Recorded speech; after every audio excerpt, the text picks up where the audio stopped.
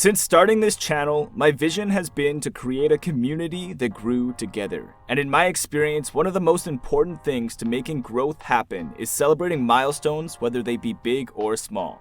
Now, these past couple of weeks, this channel has passed the 100 subscribers mark, so it was important to me to do something to celebrate.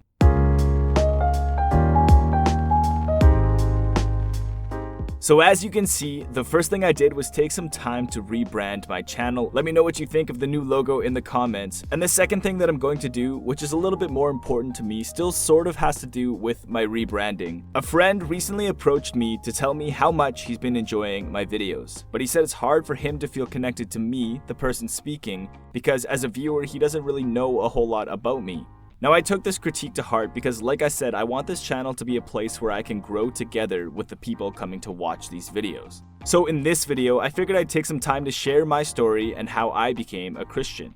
Now, further to my friend's point, I really do want you to feel like you're hearing from a person as I share, rather than a random hand drawing a cartoon. So while I do plan on keeping the whiteboard animation at the core of my videos, I think this one will be best done face to face.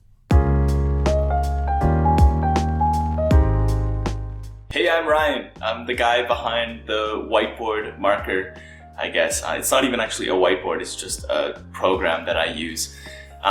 Most of you have probably seen my face before in person, but like I said, I think this is important for me to do face to face in more of a personal way. And I do intend on showing my face more on this channel now. It's a little bit different for me. Usually I read off of a script into a microphone, and so you'll have to bear with me. This is really my first time filming myself on camera. But I do want to share my story with you, so I guess I'll just start from the beginning. So growing up, my family kind of went to church semi-regularly, up until about grade 4. Past then, I don't have a whole lot of memory of going to church regularly apart from Christmas and Easter. We never prayed before meals, but there was always a Bible beside my bed. So we were very much a North American kind of culturally Christian family up until I was around the 5th grade. And up until then, my knowledge of the Bible, of what the Bible said, was pretty much Old Testament Sunday school stories. I thought like Moses and Noah were the most important guys in the Bible.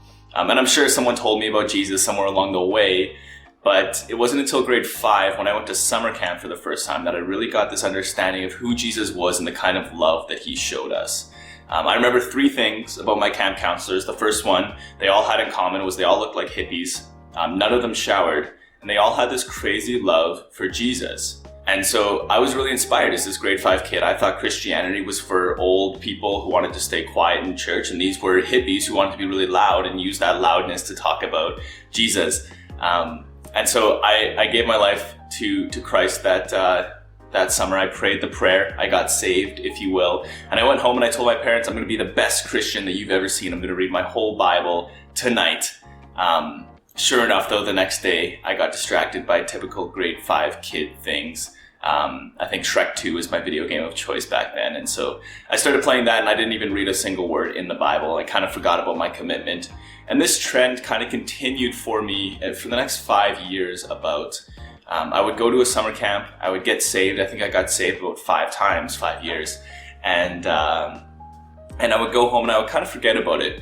I would want to be a good Christian. I would want to do the things that my counselors told me I should be doing. Sometimes I would even get through a couple books in the Bible, but by the time September or October in my school year rolled around, I had pretty much forgotten about my commitment to Jesus and what he did for me.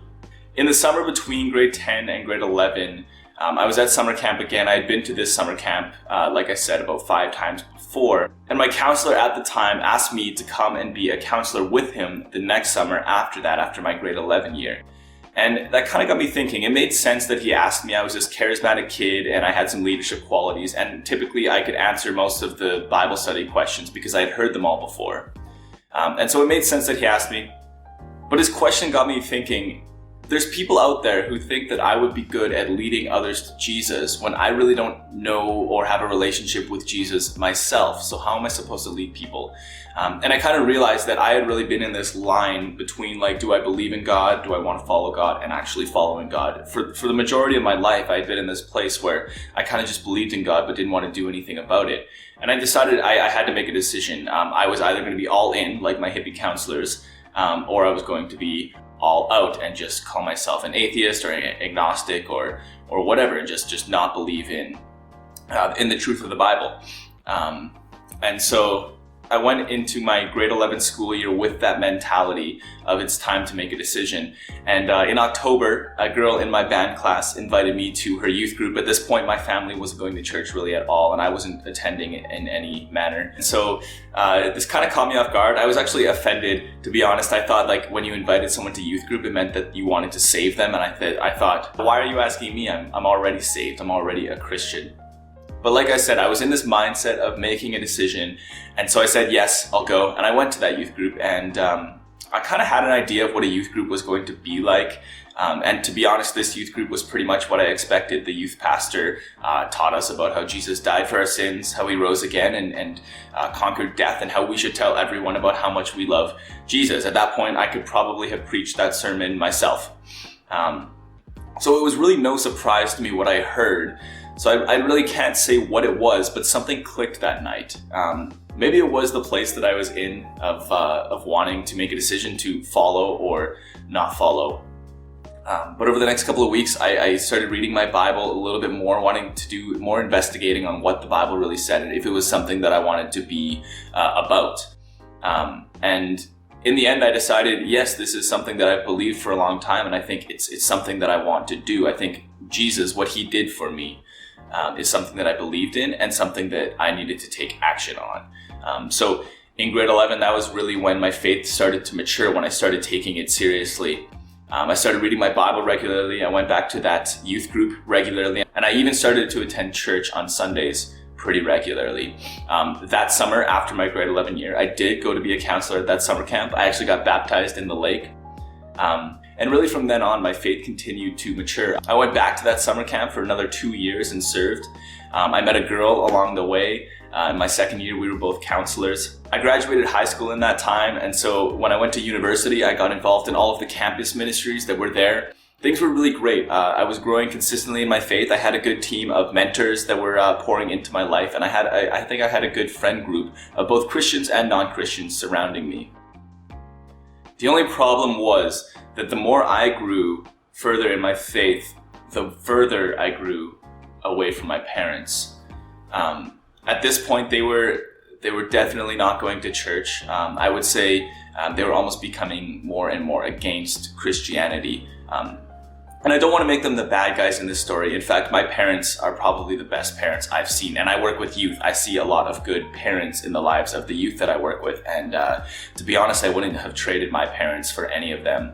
I think they did a really good job. And I think Christians have given them a lot of reasons to be scared of Christianity. And that's kind of the place they were in about 3 years ago when I was deciding to become a Christian.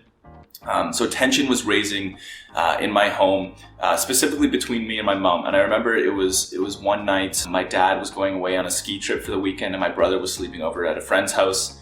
And it just happened that me and my mom were going to be alone together in the house for a weekend, and we were fighting a lot at that point. And so she asked me, can you just go stay somewhere else for this weekend?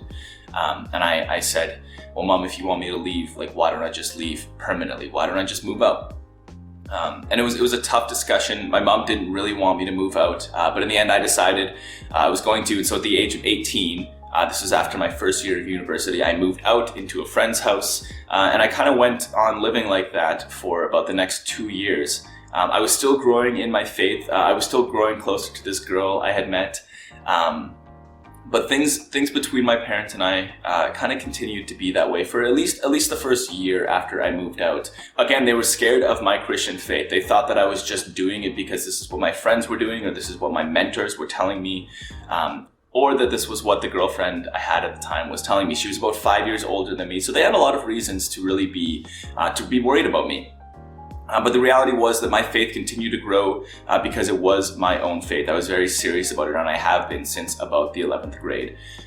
That girl that they were worried about eventually became my wife, and so they're pretty okay with her now. And over the last 3 years, as I've matured in my faith, my relationship with my parents has had a lot of opportunities for reconciliation. And I think the biggest thing that I've learned is I grow closer to Jesus and grow in my faith and knowledge of what the Bible teaches. is that there was a lot that I could have done 3 years ago to prevent all of the conflict that I experienced in my home with my parents. I don't think the way that I approached my relationship with my parents was a way that Jesus would have. I always wanted to be right, and if they were wrong, then they weren't my friend. And I think the model that Jesus gives us is just to love those people. And so that's kind of what I've adopted with my parents now. It's still hard for me to talk about my faith around them. They get a little awkward. And it's hard for me to talk about my job because my job is working at a church. The other half of my life is making YouTube videos like this one. So things aren't perfect, but I think what's really important to me is that my parents and I can honestly say that we love each other. We visit them pretty regularly right now, and so it really does feel like a family again. Today, pretty much all I do has to do with ministry, with talking to others about Jesus. I work at a church part-time and I make YouTube videos like this one. Obviously, I spend a lot of time with my wife. We try to make sure that at around 6 or 6:30 every night, we spend the rest of the night together. I think it's really important in a marriage, Christian or not, to just make that time for one another. Even if you're really passionate about what you're doing with your work. Even for me, I think that what I'm doing is like changing the world. I have to put that down because the reality is that a big chunk of my world is my wife. And so I think she deserves that time. Anyways, I'm rambling now. I guess I'll say that's it for this video. I do intend on showing my face more often in these videos. But I do want to stick to the core of the whiteboard animation. I think it's a really good way to teach others what I've been learning so that we can grow together. If you want to support my ministry or my channel, the best way to do that is to subscribe and like and share my videos. For now, I guess I'll just say thanks for watching, and I'll see you in the next video.